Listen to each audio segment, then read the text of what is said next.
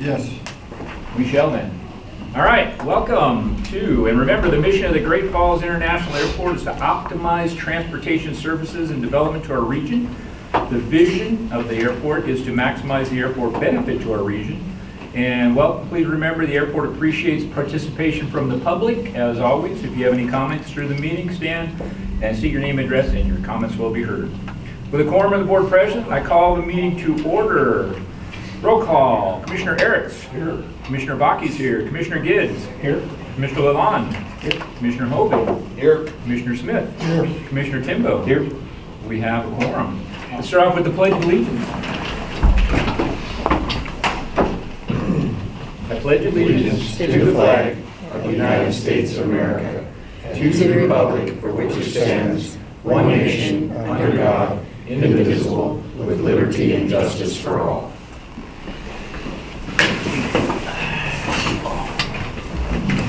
All right, we'll start off with our consent agenda, which is made up of routine day-to-day items that require board action but do not appear to have significant public impact. Items may be pulled from the consent agenda for separate discussion, vote by any board member. Agenda item A, airport board meeting minutes from June and July 2022. B, payroll checks totaling $104,862.95 and July's of $104,563.88. C, maintenance operation June checks of number 26835 to 26929 totaling $490,231.66. C again, maintenance operation for July checks number 26930 to 26970 totaling $668,773.71. D, approved passenger facility charge totals June of $50,901.97 and July $47,822.24. And E, financial reports for June and July of 2022. Are there any items that any member of the board would like to pull for further discussion? All right, with none of that, can I have a motion? I'll make a motion for this consent agenda. I'll second it. Okay, with a motion and a second, any further discussion? All right, with no further discussion, all in favor of accepting the consent agenda as stated, say aye. Aye. Opposed, nay. Consent agenda passes. We'll move on to the director's report. Yes, welcome back, everybody. It's good to see you all again. I'm going to start off by just introducing Stacy Peterson. She's the new accountant at the airport. Stacy, you want to maybe tell them a little bit about yourself? Oh, let's see. Originally, way back in the day, I used to work for JCCS. Did accounting work for them for a while. I've done a little bit of construction here and there accounting. And I've been looking forward to working for the airport for a couple years now. So I'm glad to be here. Excellent. We're excited to have her.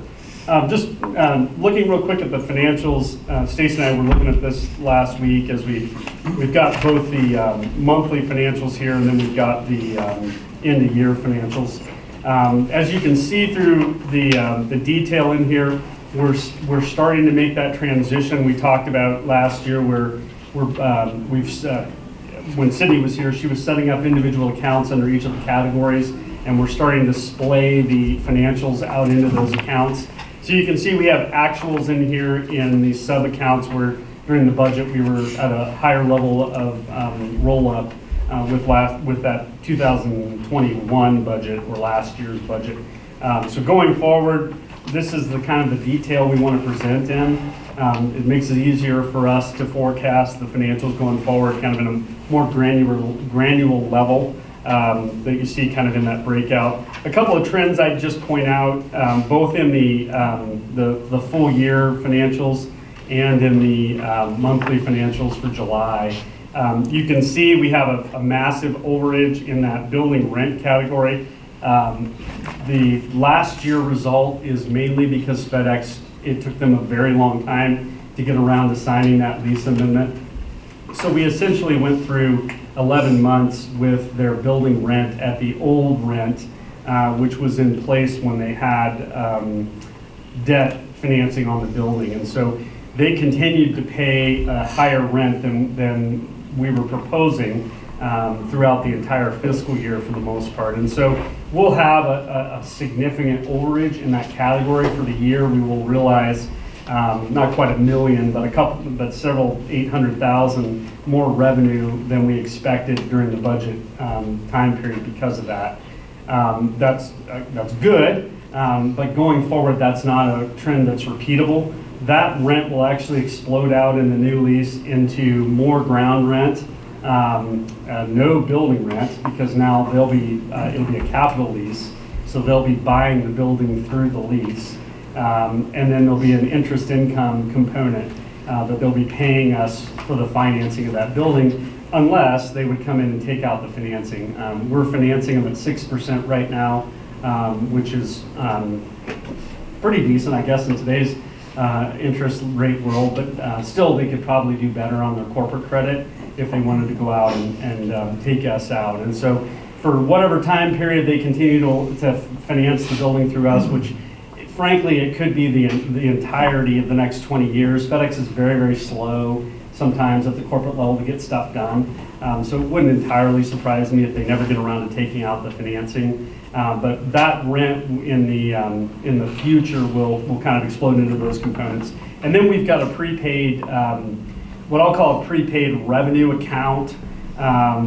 We've got to work with the accountant a little bit on how that's going to be shown in the financials going forward, but essentially what's happening there is FedEx will pay us about $300,000 every year. That will go into a deferred maintenance account to replace their glycol lagoon. Well, they have a vault, but we want to put in a lagoon. That vault is underground. It doesn't evaporate. There's no way to really get rid of the effluent other than to release it to the city system, which the city doesn't want either. And frankly, that's not the state of the art of how to deal with that material anyway.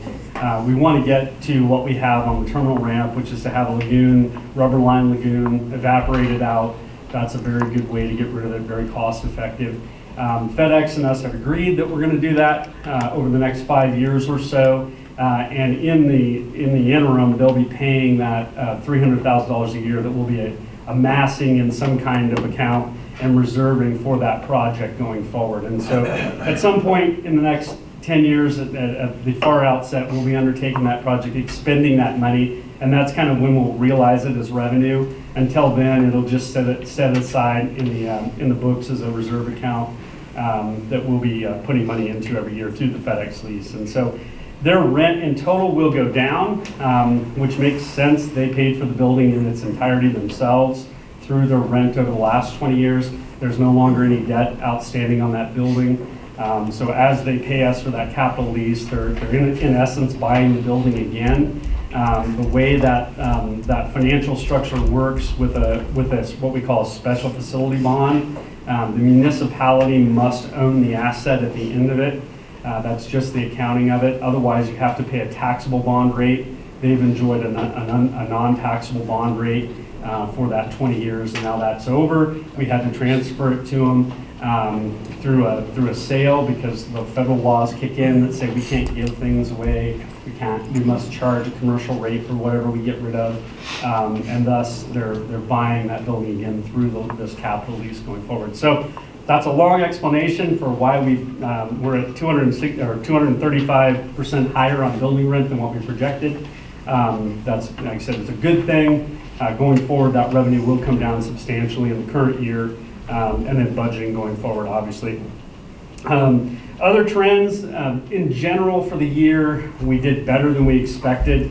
As you can imagine, when we were budgeting back in April of 2021, it was hard to see exactly what the passenger volume would look like going forward. And so we underestimated per turn fees for Allegiant. We underestimated most of the parking revenue, rental car revenues, and things like that were passenger related, simply because we didn't know for sure how many passengers we would have, and we were a little conservative on that front. And so most of the passenger generated revenue categories are vastly over budget for the end of the fiscal year. On the expense side, we did fairly well at projecting the expense side.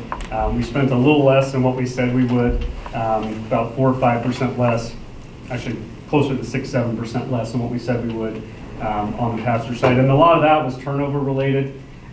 We had quite a bit of turnover the last couple of years for various reasons, and gaps during the time when we were filling those positions. And so you can see most of that savings is up in those categories. We are seeing some increases in our utilities going forward. Last year, we overestimated that. Going forward, I suspect it's going to be closer to what we said in the budget. So last year we had a little bit of savings. It wasn't a very cold winter, relatively speaking. I don't expect that savings to continue. I expect, if anything, we might end up over budget on utilities going forward. And so those are some of the major trends you see in the financials over the last year, and then the 1 month of the current year, and some just brief explanations on why that is. Anybody have any questions on the financials? All right, well, jump into other stuff. Since our last meeting, we did receive a SCASD grant. That was the grant we applied for with monies raised from the community. Our largest partner this time was the city of Great Falls. Thank you very much. And we were successful in attaining that grant. That means we have 3 years in order to attain service to Dallas-Fort Worth. If for some reason that target ends up unattainable, we can ask to amend that grant to a different city. LA, for example, is one that we know several carriers could potentially be interested in. Obviously, with Dallas being the lead proposal in our grant application, the most likely carrier would be American. There are other carriers that are potentially active in that hub, but American being the most likely. We are reaching out to them to start a conversation about that. Obviously, in the midst of the pilot crisis, it's very difficult for any of the airlines to discuss new market starts, but we are seeing a little bit of activity starting with acquisition of airplanes, which means that the mainline carriers must be optimistic they'll have someone to fly those planes at some point. So we are, that's good news. If you've probably seen in the news in the last couple of weeks, Boeing's gotten a little bit of a pop. They're selling some planes. Embraer's been selling some planes. And then there's a whole bunch of planes that are coming in from ExpressJet and other places, smaller regional jets that need to be placed somewhere. Still uncertain as to what will happen with some of those smaller regional jets that are coming back in. But they are out there as potential expansion aircraft. And so the market is starting to percolate a little bit more than it was 6 months ago towards expansion. We'll see in the next 6 months or so as we kind of settle into a more normal non-summer environment, what the business travel is beginning to look like. That's still the sector of the airline industry that has not recovered well from COVID. Hopefully as we get into fall, we'll see a little more activity on some of those business routes, which really underwrites a lot of the growth in the industry. And so that SCASD grant, we have a total of about $1.3 million in incentives to put on a Dallas route. Really exciting to have that kind of a pool to pursue a route, and hopefully in the next 3 years we'll see that service come into our market. In other news on the airline front, you saw that Delta is expanding. We announced that in the press over the last couple of weeks. They'll be replacing the 50-seat jets with 76-seat jets.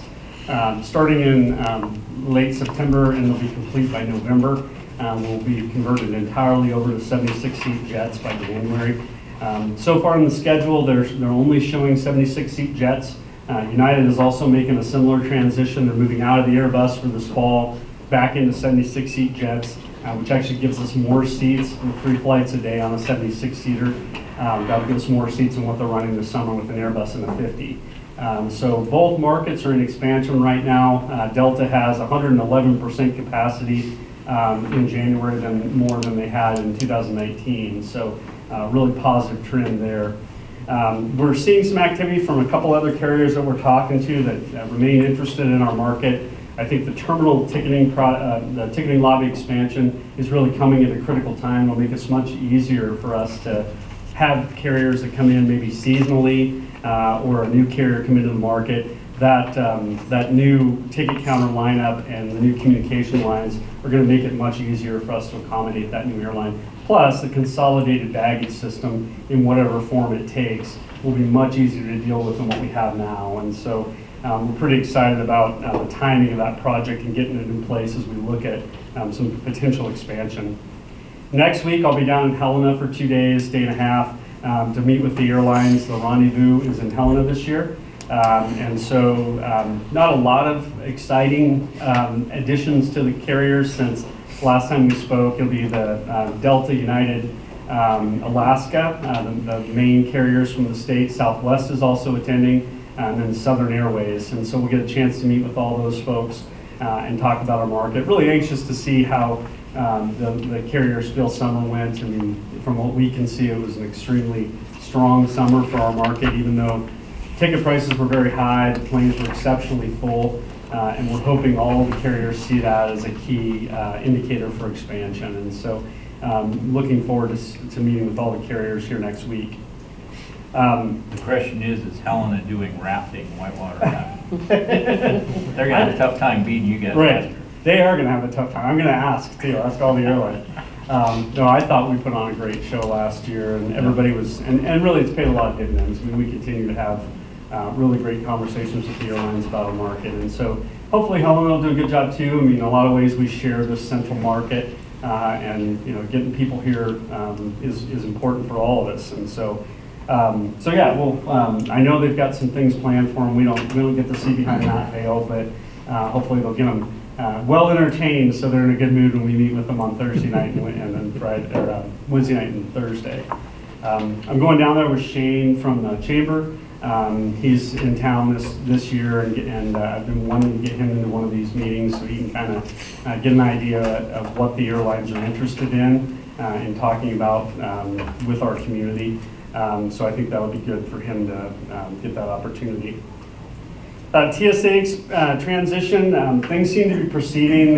The new operator, DCS, was up here a couple of weeks ago and had some interviews set up as they start to hire people on their side of the ledger as opposed to the TSA folks. They're also making offers to all the TSA employees to transition them over if they're interested.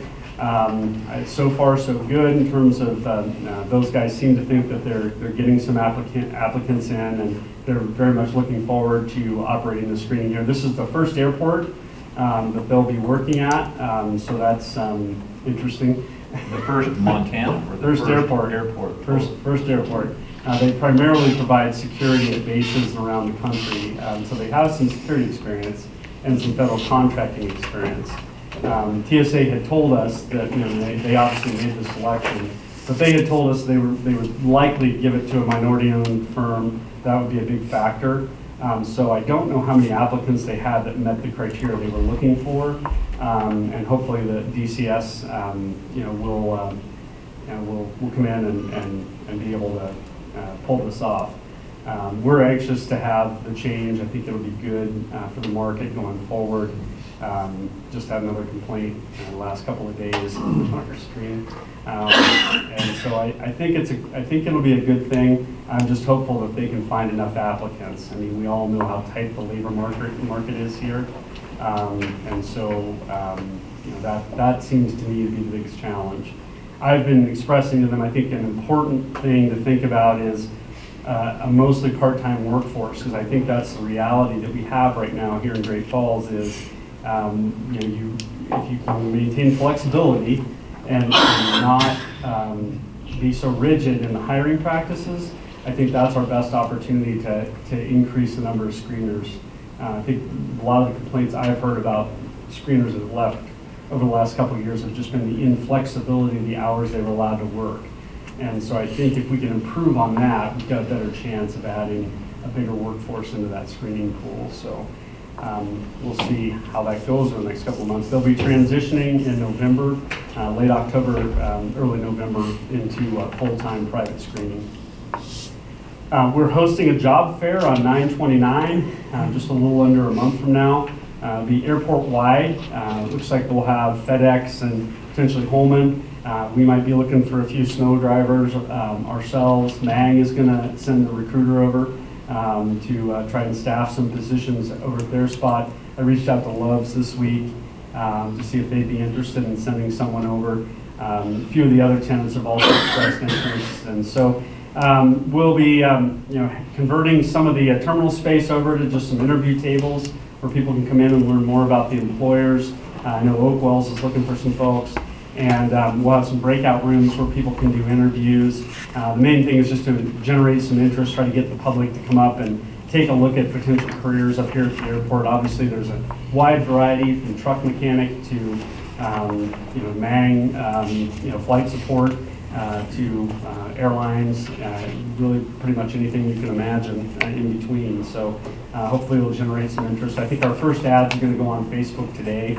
Just going to let people know that it's coming. We'll also drop something out on Ask Great Falls since we control that site.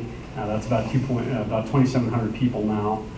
So we'll start getting the word out that way. Reach out to the chamber to see if they can help us a little bit, and maybe even see if we can buy an ad on the electric or something too, so people get a heads up there. So should be a good event. Hopefully everybody will find a few employees, especially the screening company. We definitely hope they get some folks, and so that'll be on the 29th.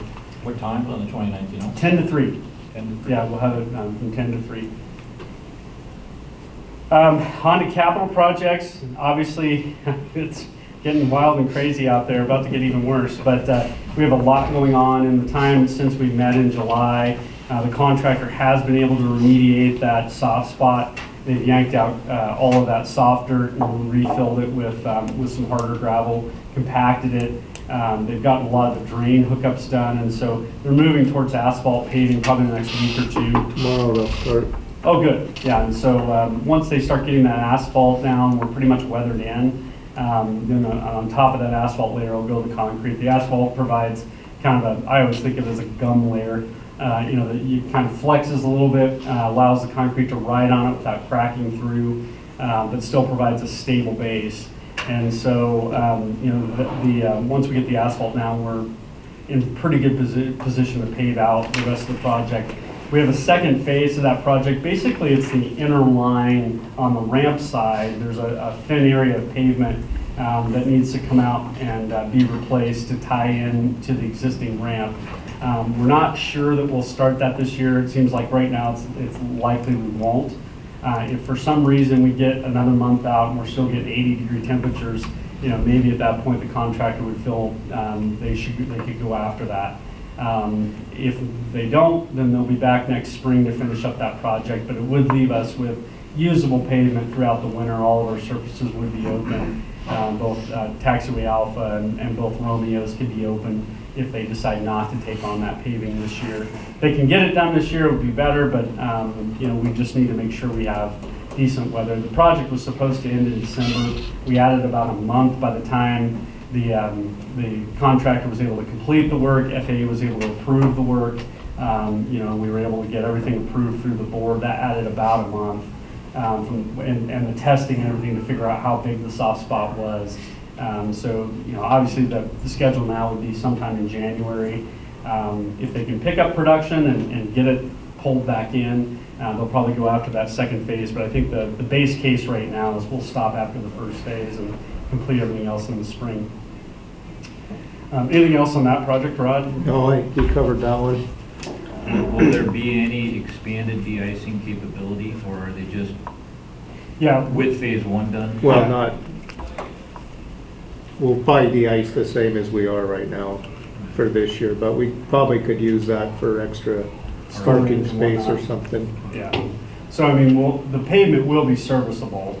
It's just a matter of whether or not we'll need it during the winter months. But if they come back and get going right away in May, we might even have that entire area done by the time we get to summer peak next year. Yeah. They'll have all the drainage piped in there, but I'm not sure what our exit out of there would be, or the entrance into there without doing that second phase. So you'd have to tug them in and tug them out. Yeah. But then, well, I mean, I guess we could see how much snow removal we want to do over there too. I mean, that's another issue. Yeah, we'll want to clean it off so we don't, because it'll be still draining into our ponds. Right, but we want to get that, I mean, because we won't have the, if we're de-icing on the terminal ramp as it sits right now, we'll want to get that snow out of the area and not going to the ponds, because that'll just increase the amount of clean water we're putting into the pond too. So probably this year we'll blow that snow further out into the field and then continue to drain a terminal ramp into the pond. Because if you end up de-icing on both, then we'll have way more water than what we even had last year. We'll want to pick one or the other and kind of keep the other area clean and blown out into the field so it doesn't add to our pond volume. Onto the warehouse condos. We are pretty much done with the utility work at this point. The dirt contractor should start next week, isn't it? Yeah, next Tuesday. And so that project includes hollowing out the stormwater pond. Our site will have 100% retention, so we'll be capturing all the water off the site in that pond because we don't really have any place to convey it. Our drainage basin is above that, so it would have to be pumped up and over the road down to get into this drainage. So we'll just retain it and evaporate off the water over there. And then that project also includes the roadway section. So they'll be putting in the road, the entry road that has 2 entrances there to serve that parcel. After that, we'll be pretty much complete with our piece of it. The building is about to be on order. They think they can get it here maybe even before the end of the year.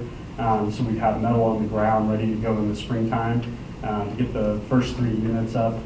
We need to return to the city council this fall to update the budget. I think the total for the development agreement based on our estimates, which were basically 2020 construction estimates, was $760,000.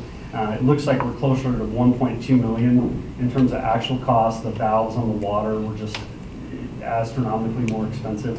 PVC was way more expensive, and we've got massive, like 14-inch mains, so the pipe was substantially more expensive. We also thought at the time when we were doing those initial estimates, we may not have to bore under the road because there is water further down, and there's a sewer connection further down, but the grades didn't work out that we could use that sewer connection, so we ended up boring under the road and hitting the pipe closer to I-State. That cost about $90,000 to get under that road, but it was the cheaper alternative rather than bringing pipe all the way down from where we crossed over near the shops, and that will provide us tie-in in the future as we develop up that, well, I guess south, I guess, down the road there. It'll provide a laddered connection for future development. So we're about 1.2 million. We'll have to go back and ask to amend that agreement. We met with the city a couple of, it was just last week, I guess. And the plan right now is to go out for bonding in about the May timeframe. That's when we should have all of the assessments for 2023 for all the properties that are in the airport TIF. So we'll have kind of a base plate of income that we know what we can bond against. It looks like there's more than enough. I think everybody in the room last week was nodding their head that there was enough bonding capacity to cover the project costs that we're looking to cover. There's about $300,000 in the account already, and so as soon as we kind of get the final project estimate to go to the city council for amendment, we'll be applying to receive that $300,000 out of there now based on actual project costs we've spent. So by the time we get to May, we'll probably only be bonding about $800,000, our remaining cost that's left on that TIF district. We have to complete that bonding by October 1st of next year because the TIF is sunsetting. And if we don't get the bonds sold, they have to not only be in process, they actually have to be sold, then you turn into a pumpkin. So that should be plenty of time to market that bond financing. The cost is going to be a lot higher than we thought a couple years ago. I think, if we even at 6.5%, it looks like there's plenty of income coming into that TIF district to pay for the bond costs every year. But I mean, it is what it is. That's the market conditions we're in. The property taxes that come in will be enough to service that debt. So it's not anything concerning. It's just now the debt will be more expensive than it would have been a year ago. But that's the way it is. Inflation for you. It just is, yeah. And so we think we should be able to put some of these units out on LoopNet here in the next month or so, so we can begin to get people's interest in the units. We think the first units will probably be done, I'd say around June. We'd have the first 3 units complete, so that somebody could buy one or lease one at that point. And so we'll be proceeding down that timeline. We just have to have units done by a year from December. We have to have the utility work done by December of this year, which we're nearly complete. It'll be done here in about 4 or 6 weeks. And then we have to have the units done by next December according to the development agreement. So things appear to be tracking on course there.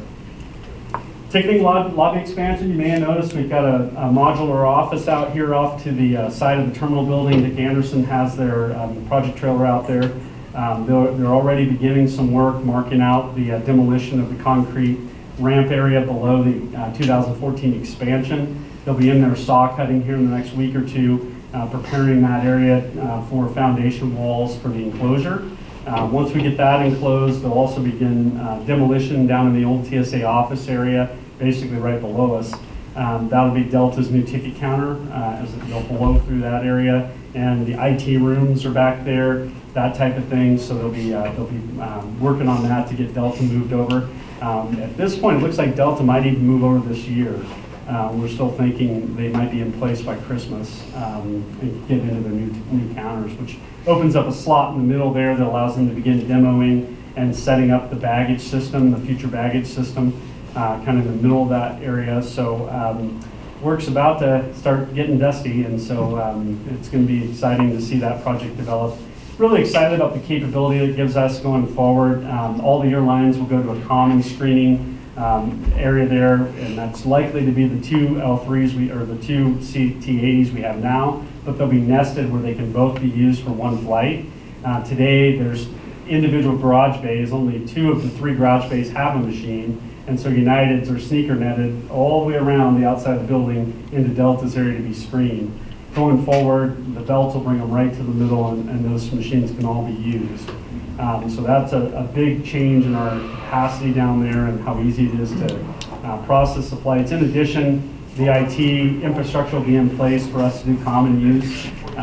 What that is basically if we have a carrier that's only in for a season or 2, we could easily combine them with Allegiant on one counter. There's a plasma or a LCD screen behind there. They'll put their thumb drive in, the logo comes up, they'll log into that system, it goes to the gate area, so that they'll have control of the counter and the gate at the same time. When they're done that day, they unplug everything and go away, and the next airline comes in. And so that will give us a lot more capacity than we have today to switch airlines in and out of areas. And I think going forward, that's important because we're going to see likely a lot more seasonal traffic, and carriers are only here for a few months at a time. That'll enable that project, or enable that process much easier. Plus all the space in the ticketing lobby. It is pretty cramped down there. It'd be nice to have that space so we can fit people in the lobby without stowing in doorways. So exciting project there. The terminal sidewalk, we think that's about 2 weeks from starting to.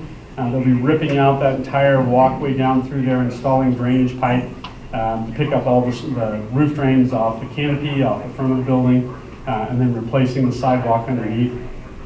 Hopefully that'll give us a long lifespan on that sidewalk going forward as we get rid of that water that's currently undercutting it and breaking it down today. So that project will be probably about a 4 or 6 week duration. Yeah, it's not a long time. Before Thanksgiving, I think so, yeah. Yeah, so we should have that in place here pretty quickly. Southwest GA, also about 2 weeks out. That project will pick up the taxiway stub next to Eagle Jet, drag it all the way up towards the road there, and provide a long taxiway with like 3 or 4 ladder fillets that we can tie into and extend back into private hangar areas. We have several tenants interested in building hangars up there. Looks like, I don't think anybody's ready until next summer, right, Laura? But We might get some. we're very close. There's several of them that are ready to go. And then hopefully the next year the metal building costs will be down a little bit too to inspire some of those projects to get going. But that taxiway should also be in place by the end of the year. That's kind of the last piece of infrastructure for that entire development area over there. They'll now have all utilities, all taxi lane in, ready to go. So we're pretty excited about that.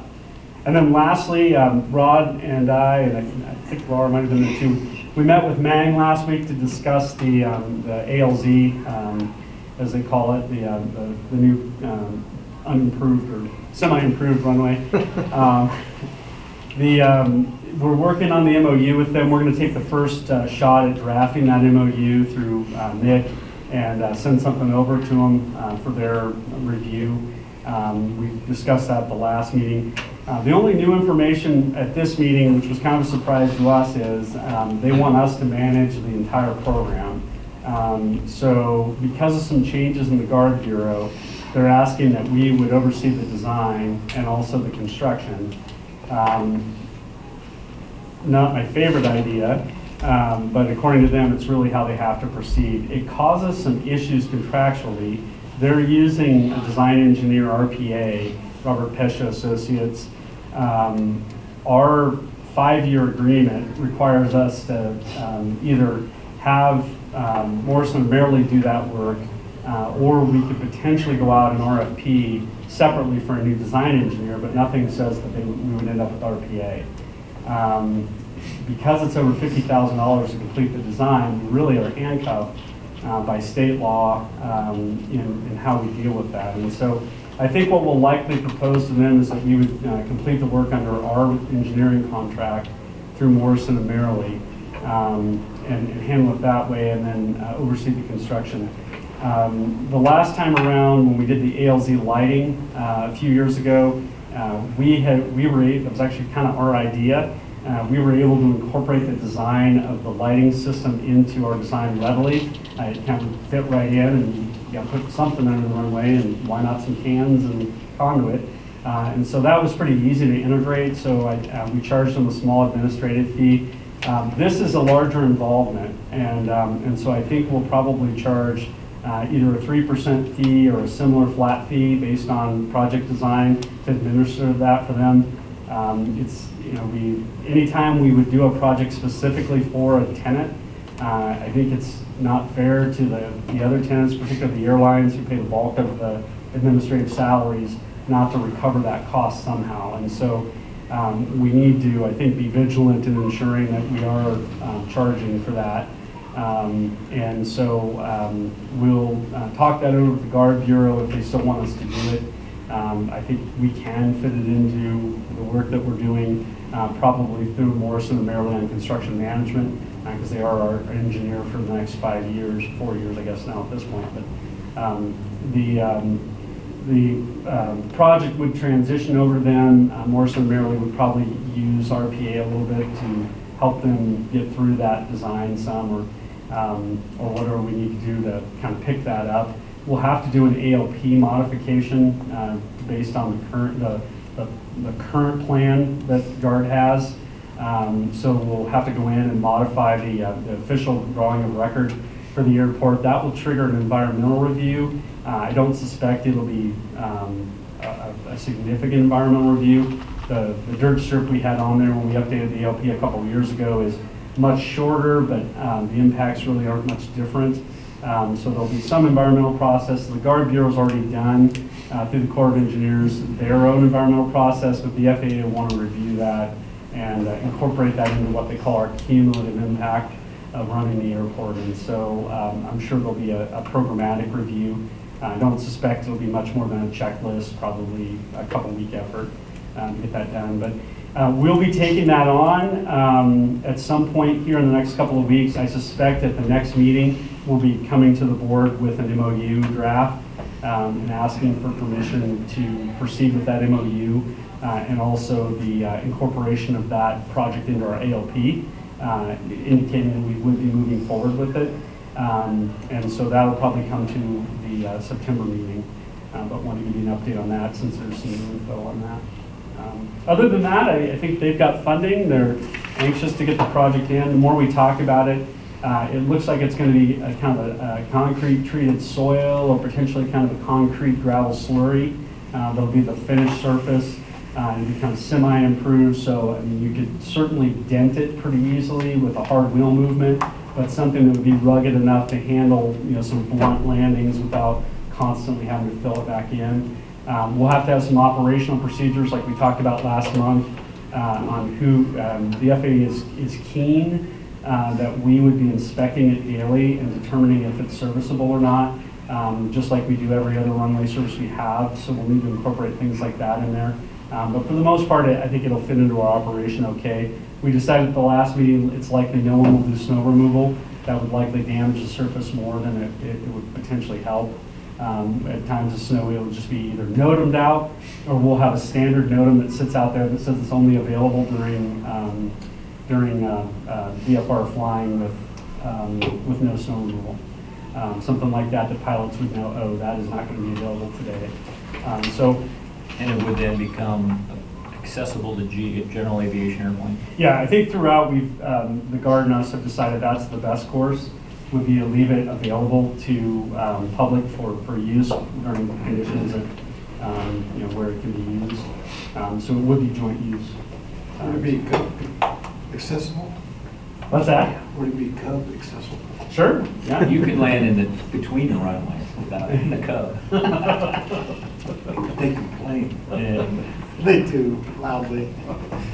Casey, any other comments about that? No, we really appreciate you guys Yeah. working with the Guard on it. It's kind of a big deal for us to get it done, so appreciate you guys keeping an open mind. And they're trying to do everything they can to accommodate everything, that you guys want as well, so.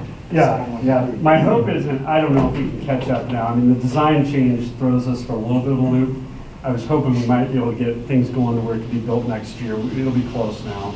I mean, we're losing a month or two right now might be enough that we can't get to it next year. But it didn't sound to me like they were ready to go yet next summer anyway. Is that kind of what you got out of that meeting, Rod? Yeah, I think they got it funded and everything. But they had it partially funded. They didn't think the other funding would be available Yeah, until that's like right, July, which would be kind of late to get going. Although maybe not. We'll just see. Because it's kind of escalated in price.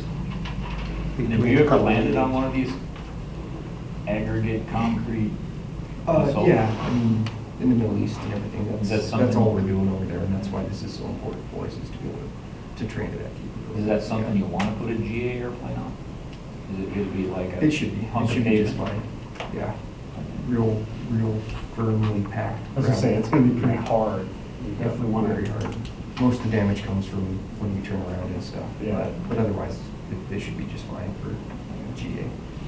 I think it'd probably be, I mean, for the GA guys, like landing on a gravel bar would be the closest comparison. I've been kind of thinking, I mean, you want to have some big tires. I'd much rather put it on the grass than gravel Well, bar. I think we'll have a few of those. Well, shoot.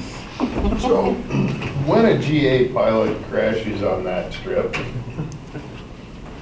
what's the liability aspect? Do we have any? Not so much liability.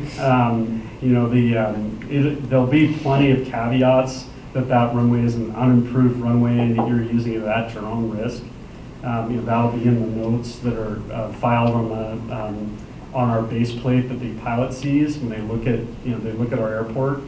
I think the biggest question I've got right now is if a GA pilot messes it up good and strikes prop and gets a wing into it and makes a nice divot, who's going to clean that up? Is the Guard going to maintain that, or are we on the hook because we let a GA pilot use it? I think they're going to have 90% of the use easily, and probably 95% of the use, and probably cause 95% of the damage and fix 95% of the damage. The only question I have is if somebody does really monkey it up good, who will fix it at whose cost? And so, that's kind of a challenge. Certainly a lot of it we can probably, go out and put a grader on it or something like that if we had to. But if they really bust up the surface bad. Wouldn't the pilot's insurance pay for it? If they damage something with their aircraft? A lot of it, if it's going to damage the runway, the airplane's going to be a whole lot more damage. Yeah. I just want to say. Well, and I wonder how many of those experimental guys even really have insurance. We billed people before they went off the runway and hit lights or signs, and their insurance has covered that. Yeah. Even the experimental guys, have you ever had one of them? It's been quite a few years ago that went off the runway and he hit one of the runway signs and Well, as soon as it was an at least experimental. liability or something. Yeah. You can't fly without anything. I I don't know. Oh, yeah, you So- Oh, you can. Yeah. And they, You shouldn't. these guys fly without a license, it's really, so. Fly without no insurance is your way of money. Yeah. Drive a car in Montana without insurance. No, never happened. All right, we digress. And that's all I got. Awesome. Okay, well, we have no agenda items, so let's jump into Airport Authority Board comments. Let's go with Mr. Lalonde. Air show was great, so thanks for all your support there. Turned out really well. A lot of fun. Yeah. Mr. Smith. I have none. Mr. Harris. Timbo. Mr. Gibbs. And last but not least, what do you say, Mr. Hogan? We need more coffee. One urn is not enough. We have plenty of cookies. And the muffins were delicious. Thank you. All right, I have no comments. How about additional public comments? Anything from the city? Are you guys feeling flush with COVID money and happy to be spending as much as possible? We'll be having more of those conversations in October. We'll get an update at the work session next week, but, you know, we're involved now in the zoning for potential retail sale of marijuana. And if people have comment one way or the other, I'd love to see you next Tuesday at the city commission meeting to help inform the decision that we'll make. With our unhoused population, some of them have dispersed, but they're still in the community in different places, so I'm getting a lot of phone calls, as are other commissioners, about some of the places where they're kind of congregating now, so that will continue to be an agenda item. And I just want to echo the open air show, whatever you want to call it, the open house was amazing, just totally amazing. I think it came off really, really well. So, but Other than we do need to figure out a parking dispersal at the end of the show.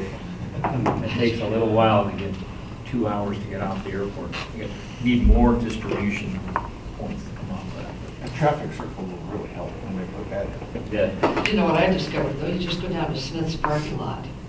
Because I did that on Sunday, right when the Thunderbirds were flying.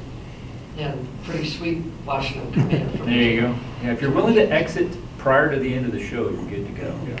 No, you just get it by, yeah. I mean, the exit was difficult, but we just came up super early, so didn't have any trouble getting up here. Exactly. You must have come up early. Really I was gonna say, early. because I tried to come, I got stuck good. Yeah, no, we were here really, really early, so that helped. No, but it was a good show. There was lots of good flying to be had. Comments from our engineering guys? Any other? You guys got plenty to keep you busy. Dwight, comments for summer activities? You guys stay plenty busy over there? I know the flight school was plenty busy. It's kind of nice to almost call back to a normal if possible. Okay, with no additional public comments, no further business come before the board, I declare this meeting adjourned. With only, that was pretty quick. Shall we jump right into the work session? Hold on. Yeah, stand by.